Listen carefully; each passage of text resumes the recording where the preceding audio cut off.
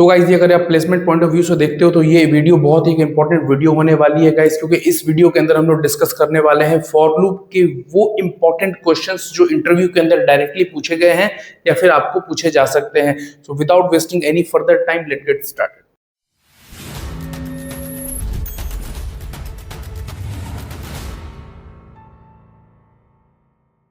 सो now guys, अब हम लोग सॉल्व करने वाले हैं question. Write a program to check whether a given number is perfect number or not. तो परफेक्ट नंबर किसे कहते हैं, सो पहले हम उसको समझने की कोशिश करते हैं। तो गाइस थोड़ा फोकस करके ध्यान से लॉजिक समझिए। तो आपको सबसे पहले एक नंबर लेना है और चेक करना है कि ये नंबर परफेक्ट है कि नहीं। आप कोई भी नंबर ले लो, ठीक है। तो हमें क्या करना होता है, सबसे पहले ये जो गिवन नंबर है इसका हमें फैक्टर निकालना होता है। तो 6 का फैक्टर क्या है, वो कौन कौन से नंबर हैं जो 6 को डिवाइड करते हैं, वही 6 के फैक्टर हो गए। तो 6 का फैक्टर क्या क्या हो सकता है, 1 6 को डिवाइड करता है, 2 6 को डिवाइड करता है, 3 6 को डिवाइड करता है और 6 6 को डिवाइड करता है। तो परफेक्ट नंबर निकालते समय ये जो खुद है, ये जो गिवन नंबर है इटसेल्फ, इसको हम लोग यहाँ पे काउंट नहीं करेंगे फैक्टर के अंदर। मतलब ये जो गिवन नंबर होगा इसको आपको रिमूव कर देना है, क्योंकि ये फैक्टर है, इससे कोई फर्क नहीं पड़ता है। इसे हमें रिमूव कर देना। इसे रिमूव करने के बाद जो बच गया उन सबको हमें ऐड करना है। तो 1 + 2 होता है 3, 3 + 3 होता है 6। समझ में आ रहा है कि यार, ये हमने क्या किया, हमने ऐड करके ये वाला रिजल्ट जनरेट किया है। अगर ये रिजल्ट और ये नंबर सेम है तो 6 परफेक्ट नंबर है। एक और एग्जांपल लेते हैं गाइस। सपोज अगर हम लोग नंबर के अंदर सपोज 10 ले लेते हैं, तो अब हमें 10 का फैक्टर निकालना है, बट 10 को इंक्लूड नहीं करना है। तो क्या क्या 10 का फैक्टर होता है गाइस, 1 होता है, 2 होता है, 5 होता है और उसके बाद 10 ही होगा, बट 10 को इंक्लूड हमें नहीं करना है। तो इन सारे नंबर्स को आप ऐड करो। अगर इन सारे नंबर्स को हम लोग ऐड करते हैं तो क्या रिजल्ट यहाँ पे जनरेट होगा गाइस, 1 + 2 3, 3 + 5 कितना होता है 8। तो क्या 8 और 10 दोनों सेम है, नहीं। तो ये परफेक्ट नंबर नहीं है, मतलब 10 परफेक्ट नंबर नहीं है। तो परफेक्ट नंबर का यही लॉजिक है, सिंपल सा बात है। आपको कोई भी गिवन नंबर है उसका फैक्टर्स जनरेट करना है, बट वो गिवन नंबर को इंक्लूड नहीं करना है। उसके बाद ये जो भी फैक्टर्स आया है इन सबको ऐड करके हमें एक रिजल्ट बनाना है। अगर ये सेम है गिवन नंबर के साथ तो ये गिवन नंबर परफेक्ट है, अदरवाइज परफेक्ट नहीं है। तो चलिए फटाफट से इसको कोड में समझते हैं कि कोड में किस प्रकार से इसको लिखा जा सकता है। तो सबसे पहले तो हमें नंबर कलेक्ट करना है कि भाई किसके ऊपर हम लोग चेक कर रहे हैं कि वो परफेक्ट है कि नहीं। तो यहाँ पे हमने नंबर में क्या लिया था, 6। तो चलिए गाइज यहाँ पे सपोज हम 6 ही ले लेते हैं। तो क्या मैसेज गया है कि int input enter your number. Enter your number देखते हैं, किसी ने 6 डाला और ये 6 जाके किसमें स्टोर हो गया, नम के अंदर जाके स्टोर हो गया है। अब हम लोग यहाँ पे क्या कर रहे हैं गाइज, आप जानते हो कि एट एनी डे हमें करना क्या है, जो भी फैक्टर्स आएगा बस से 6 को छोड़ देंगे, जो भी फैक्टर्स आएगा उन सबको ऐड करना है। जब भी मल्टीपल नंबर को ऐड करना होता है, हम आपको क्या सिखाए थे फॉर्मूला, हम आपको एक फॉर्मूला सिखाए थे कि sum equal to sum plus I लिखा जाता है और ऊपर सम इक्वल टू 0 लिखा जाता है। और ये आई करता क्या है, बेसिकली ये आई क्या करेगा, एक एक वैल्यू को यहाँ से लेके आता है, यहाँ से लेके आएगा और फिर एडिशन के प्रोसेस में पुट कर देगा, ठीक है ना। तो देखते हैं किस प्रकार से ये वर्क कर रहा होता है। देखिए, तो सम इक्वल टू 0 हमने ले लिया है, क्योंकि हमारा जो आंसर है वो इसी के अंदर अपडेट होने वाला है, फाइनल आंसर सम के अंदर स्टोर होने वाला है। अब हमें क्या करना है गाइस, सबसे पहले तो ये नंबर्स को जनरेट करना है, उसके बाद एडिशन वाला वर्क होगा। तो ये नंबर्स जनरेट कैसे होगा, फैक्टर्स जनरेट कैसे होंगे, उसके लिए हमें क्या करना है, अगर 6 का फैक्टर निकालना है तो 1 से लेके 6 तक जितने भी वैल्यूज हैं उन्हें आप क्रिएट कर लो और बारी बारी डिवाइड करके चेक कर लो।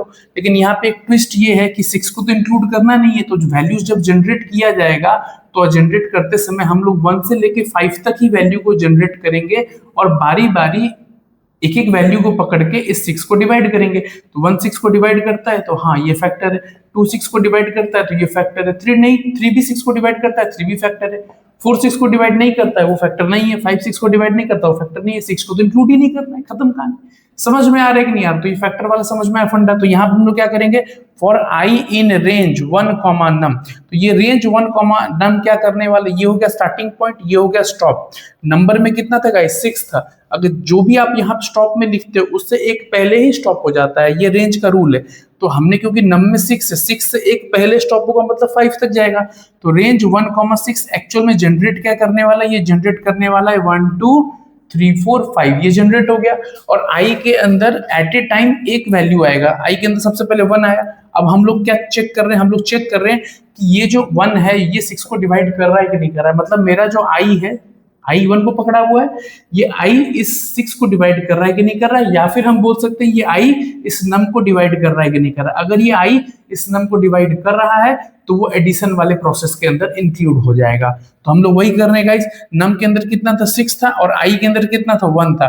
क्या 1 6 को डिवाइड करता है? बिल्कुल करता है। अगर करता है तो ये एडिशन वाले फॉर्मूला में इंक्लूड हो जाएगा, sum equal to sum plus I. और आपको ऑलरेडी पता है कि सम में कितना है गाइस, सम में 0 है और आई में कितना आया, क्योंकि आई स्टार्टिंग में 1 था तो 1 प्लस 0 कितना होता है, 1 होता है। वो किस में अपडेट होगा, सम के अंदर। तो सम में भी कितना आंसर आ चुका है, 1 आ चुका है। नेक्स्ट टाइम अभी और कुछ वर्क है नहीं, तो आई जाएगा 2 को पकड़ के लाएगा। अब हम लोग क्या कर रहे हैं, 2 के हेल्प से 6 को डिवाइड करें। हाँ 2 भी 6 को डिवाइड कर देता है कंपलसरी, बिल्कुल करके देता है। तो अगर ये करके दे देता है तो हम लोग फिर से इस एडिशन के प्रोसेस में चले जाएंगे। आई में 2 है और सम के अंदर कितना है गाइस, 1 है। तो 1 प्लस 2 कितना होगा, 3 होगा और किसमें स्टोर हो जाएगा, सम के अंदर अपडेट हो जाएगा। अब गाइस क्या होने वाला है, आई फिर से जाएगा, किसको पकड़ के लाएगा, 3 को पकड़ के लाएगा। अभी आई के अंदर कितना है, 3 है। 3 6 को डिवाइड करता है, बिल्कुल डिवाइड करता है। अगर डिवाइड करता है तो 3 भी फैक्टर हो गया, तो ये भी एडिशन के प्रोसेस में चला जाएगा। सम में कितना है, ऑलरेडी सम में 3 है, तो 3 प्लस 3 कितना होता है, 6 होता है। किसमें स्टोर हो गया, सम के अंदर जाके स्टोर हो गया, मतलब सम के अंदर अपडेट हो चुका है। अब आई जाएगा, किसको पकड़ के लाएगा, 4 को पकड़ के लाएगा। आप खुद सोचो क्या 4 6 को डिवाइड करता है, नहीं डिवाइड करता है, छोड़ो।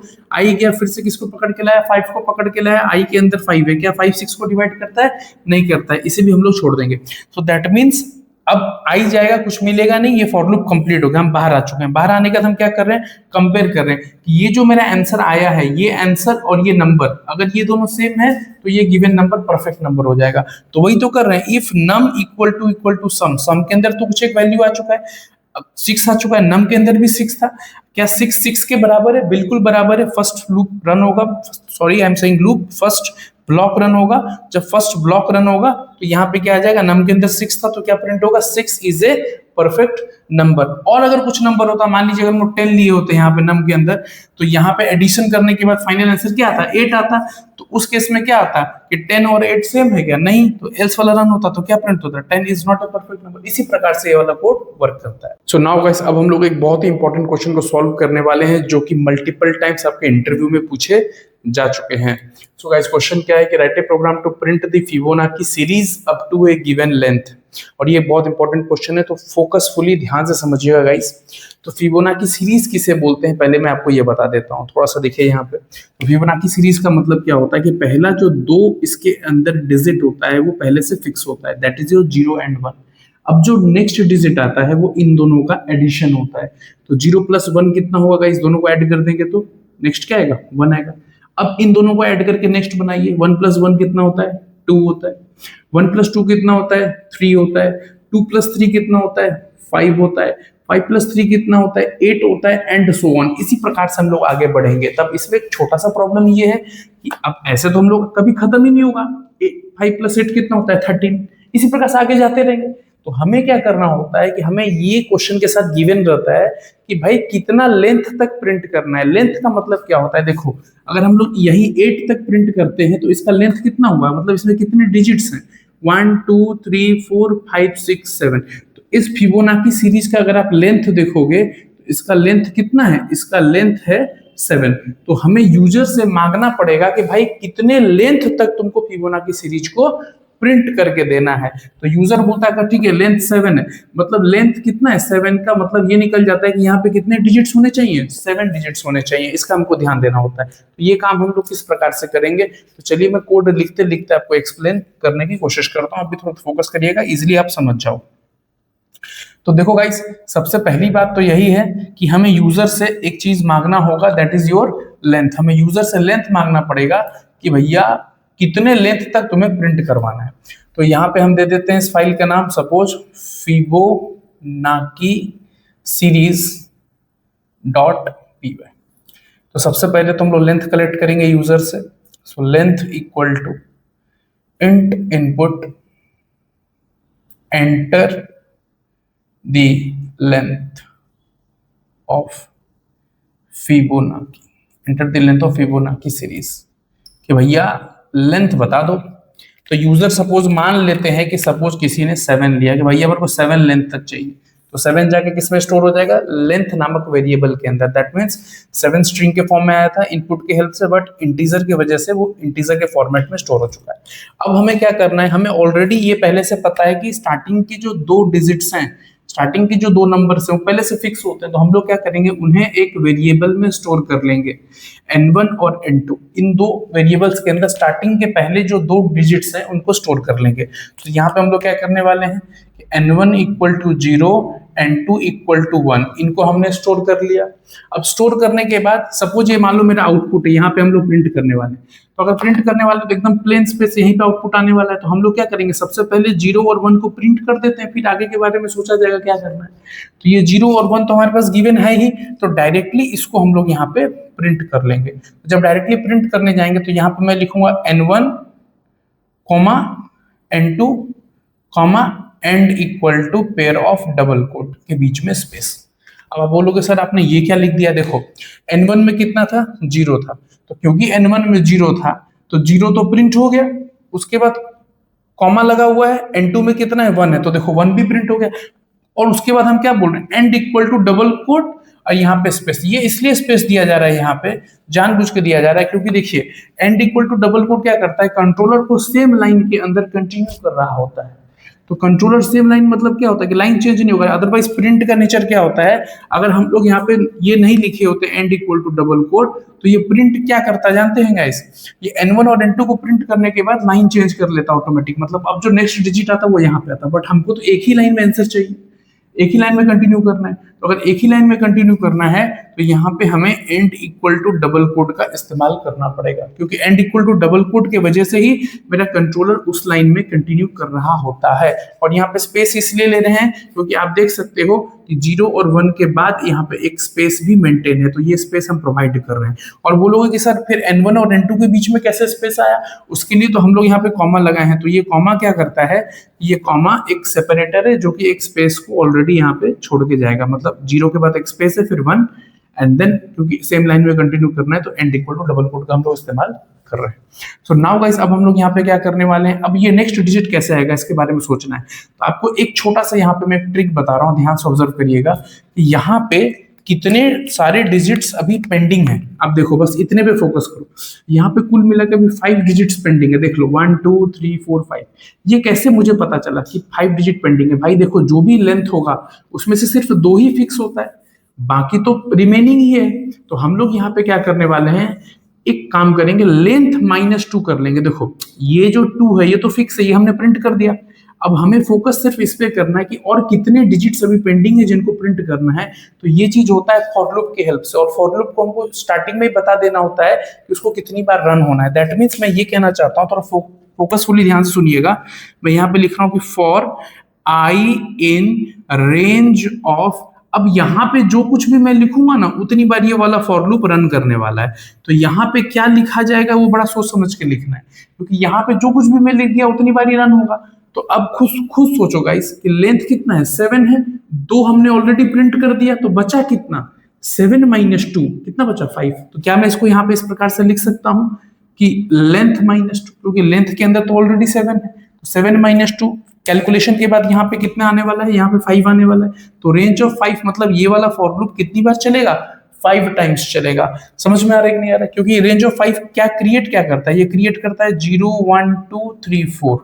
तो 0 से लेके 4 आप काउंट कर लो कितना होता है, 5 होता है, देख लो 1 2 3 4 5। तो आई का वैल्यू कभी 0 बनेगा, आई का वैल्यू कभी 1 बनेगा, आई का वैल्यू कभी 2 बनेगा। इसी प्रकार से जब आई का वैल्यू 4 बनेगा तो ये 5 बार रन हो गया होगा। जब भी एक बार ये रन होगा तो एक वैल्यू यहाँ पे जनरेट हो जाएगा। इस बात को बस हमको ध्यान रखना है।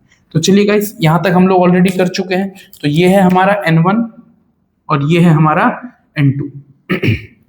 नाउ गाइस अब हमें क्या करना है, इन दोनों को ऐड करके नेक्स्ट वैल्यू जनरेट करना है। तो ये जो नेक्स्ट वैल्यू यहाँ पे जनरेट होगा एक्चुअल में वो क्या है, n1 + n2 ही तो है। तो हम लोग यहाँ पे लिखेंगे कि next equals to n1 + n2। अगर n1 और n2 को ऐड कर देंगे तो जो भी वैल्यू जनरेट होगा वही नेक्स्ट है। तो 0 + 1 क्या होता है गाइस, 1 होता है। वो 1 नेक्स्ट के अंदर आ चुका है, बस उसे प्रिंट करना है। तो प्रिंट करने के लिए हम लोग यहाँ पे यूज करेंगे प्रिंट नेक्स्ट प्रिंट हो गया। उसका कंट्रोलर को उसी लाइन में रखना है, इसलिए end equal to double quote. तो यहाँ पे क्या होने वाला है गाइस, आप देख सकते हो n1 + n2 क्या होता है, 0 + 1 क्या होता है, 1 प्रिंट हो चुका है। अब कंट्रोलर क्या है, उसी लाइन में अटक गया है, किसकी वजह से, end equal to double quote की वजह से। अब जब ये second time for loop run हो रहा होगा तब जाके ये वाला वैल्यू जनरेट होगा, नेक्स्ट वैल्यू जनरेट होगा। अब जो इन दोनों का एडिशन करके जो नेक्स्ट जनरेट होगा वो कब होगा, जब ये second time for loop run होगा। तो अभी हमें क्या करना है, स्मार्ट वर्क करना है, क्योंकि देखो फॉर लूप के अंदर क्या होता है, सेम कोड बार बार रिपीट होता है, कोड तो चेंज होता नहीं। तो हम लोग जब ये फर्स्ट टाइम वैल्यू जनरेट कर रहे थे तो क्या किए थे कि n1 प्लस n2 इन दोनों को ऐड करके हम लोग नेक्स्ट वैल्यू बनाए थे। तो ये नेक्स्ट वैल्यू में मिल गया था n1 प्लस n2। जब ये सेकेंड टाइम रन होगा तो फिर से n1 प्लस n2 का ही एडिशन होगा ना। लेकिन इस बार हमें क्या करना है, दिमाग लगाना है कि जब हमें नेक्स्ट मिल गया, फर्स्ट टाइम जब हमें नेक्स्ट मिला तो हमने 1 को प्रिंट कर लिया। अब 1 प्रिंट हो कैसे काम हो चुका है, अब ये जो n2 है इसको हमें n1 बना देना है और ये जो नेक्स्ट है इसको n2 बना देना है। ये क्यों कर रहे हैं गाइस, तुरंत आपको समझ में आ जाएगा। एक बार बस मैं इसको एक्सचेंज कर देता हूं। ये जो मेरा n2 है, जो n2 है इसको मैंने क्या बना दिया, n1 बना दिया, और ये जो मेरा नेक्स्ट है इस नेक्स्ट को मैंने क्या कर दिया है, n2 बना दिया है। ठीक है ना, ये हो गया। अब खुद सोचो क्या हो रहा है, जब ये second time for loop run होगा, मतलब जब i का वैल्यू 1 बनेगा, मतलब सेकेंड टाइम ये फॉर लूप जब रन हो रहा है तो क्या हो रहा है, n1 प्लस n2। इस बार n1 क्या है 1, n2 क्या है 1, तो 1 प्लस 1 क्या होता है गाइस, 2 होता है। वो 2 किस में स्टोर हो जा रहा है, नेक्स्ट के अंदर, और वो नेक्स्ट प्रिंट हो जा रहा है। आप देखो यहाँ पे 2 प्रिंट हो गया, और इस 2 का नाम अभी क्या हो चुका है, इस 2 का नाम अभी नेक्स्ट हो चुका है। ठीक है ना, नेक्स्ट हो चुका है। अब कंट्रोलर उसी लाइन में है और हम लोग फिर से एक्सचेंज कर दे रहे हैं, मतलब n2 को हम लोग बना दे रहे हैं n1 और ये जो नेक्स्ट है इसको बना दे रहे हैं हम लोग n2। ठीक है ना, अब हमारा फॉर लूप का i का वैल्यू 2 बनेगा, मतलब अब ये थर्ड टाइम, पहले फर्स्ट टाइम 0 था, सेकेंड टाइम 1 था, थर्ड टाइम 2, अब ये थर्ड टाइम रन हो रहा है। अब फिर से n1 प्लस n2 होगा, n1 प्लस n2 मतलब 1 प्लस 2 कितना होता है गाइस, 3 होता है। 3 नेक्स्ट के अंदर स्टोर हो चुका है, 3 अब यहाँ पे प्रिंट हो चुका है, और ये जो है गाइस ये अब हमारा नेक्स्ट है। अब फिर से एक्सचेंज हो जाएगा, ये जो n2 है ये बदल के n1 बन जाएगा, और ये जो नेक्स्ट है ये बदल के n2 बन जाएगा। समझ में आ रहा है कि नहीं आ रहा है। अब i का वैल्यू क्या हो रहा है, i का वैल्यू 3 है, मतलब देखो टोटल देखो 0 से 3, मतलब ये फोर्थ टाइम रन हो रहा है। तो फिर से n1 plus n2, that means n1 plus n2, 2 plus 3 होता है 5 चला गया नेक्स्ट में, नेक्स्ट प्रिंट हो गया। तो यहाँ पे 5 प्रिंट हो चुका है गाइस। उसका कंट्रोलर उसी लाइन में, अब फिर से एक्सचेंज हो जाएगा। ये जो मेरा n2 था ये n1 बन गया, और ये जो मेरा नेक्स्ट था ये n2 बन चुका है। ठीक है ना, अब ये i का वैल्यू 4 बन रहा है, मतलब ये फिफ्थ टाइम ये फॉर लूप रन हो रहा है। जब ये फिफ्थ टाइम रन हो रहा है तो n1 plus n2, that means अभी n1 कितना है 3, n2 कितना है 5, 3 प्लस 5 होता है 8 स्टोर हो गया नेक्स्ट के अंदर, और 8 प्रिंट हो रहा है। तो देखो 8 यहाँ पे प्रिंट हो गया, और 8 ही अभी हमारा नेक्स्ट है, 8 ही हमारा नेक्स्ट है, और कंट्रोलर उसी लाइन में रह गया है। अब वापस एक्सचेंज हो जाएगा, n2 बन जाएगा n1, ये जो n2 ये n1 बन जाएगा, और ये जो नेक्स्ट है वो n2 बन जाएगा। नाउ गाइस, अब जब i का वैल्यू जाएगा यहां से वैल्यू पिक करने के लिए तो कुछ मिलेगा ही नहीं, मतलब ये फॉर लूप कंप्लीट हो चुका है, मेरा कंट्रोलर फॉर लूप के बाहर आ चुका है, और आप देख सकते हो कि आपको आउटपुट ऑलरेडी मिल चुका है। सो आई होप आपको ये फिबोनाची सीरीज बहुत अच्छे से समझ में आ गया होगा। आई होप गाइस आपको ये वीडियो बहुत ही पसंद आया होगा। अगर आपको ये वीडियो पसंद आया है तो आप इस वीडियो को लाइक करें, चैनल को सब्सक्राइब करें, और अपने फ्रेंड्स के साथ इस वीडियो को शेयर कर लें। अब हम लोग नेक्स्ट वीडियो के अंदर देखने वाले हैं कि किस प्रकार से हम लोग पैटर्न प्रोग्रामिंग को बहुत ही ईजी मैनर में सॉल्व कर सकते हैं। ओके, सो अगर आपको कहीं पे भी कुछ भी डाउट आता है, जितना भी अगर आप हमने डिस्कस किया उस टॉपिक के अंदर, तो आप उसे कमेंट सेक्शन में मेंशन कर दें, और उसके ऊपर हम लोग डेडिकेटेड वीडियो बना देंगे। Okay, take care, bye bye.